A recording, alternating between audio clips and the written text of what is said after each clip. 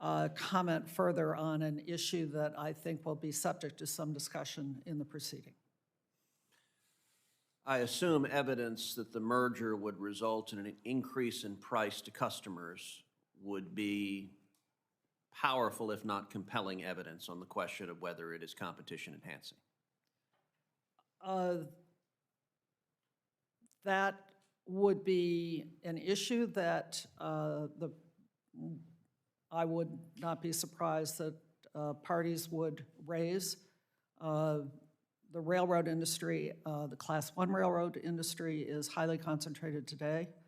We have, duopoly in the east, duopoly in the west, duopoly north and south. And how we maintain competition in a concentrated industry is going to be a matter of significant concern for us. Mr. Epler, you recently worked at a leading advanced air mobility company. If confirmed, you will join the Department of Transportation as it implements the most ambitious air traffic control modernization project in decades. How will your experience in the private sector inform your approach to managing the finances of a large government agency like the Department of Transportation? Senator, thank you for the question. Modernization of air traffic control is an enormous priority for our nation, and it's an enormous project. There are hardware and software elements.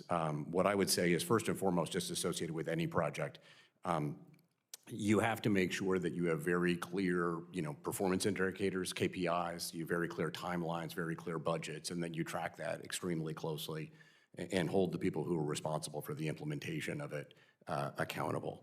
One of the things, as you mentioned, my experience with advanced air mobility, our airspace is changing, and we're seeing, the introduction of new types of aircraft, and including some that may be remote piloted, autonomous, maybe other kinds of systems.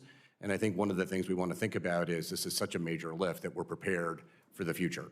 And so not just do we have the best technology today, but how will we design systems that could incorporate changes in technology?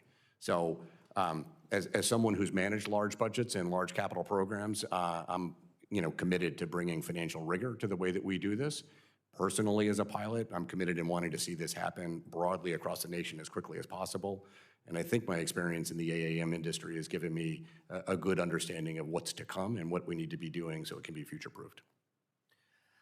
Thank you. Mr. Chapman, Mr. Epler, Ms. Hedlund, Mr. Lorenz, and Ms. Sessions. My final question is required of all nominees.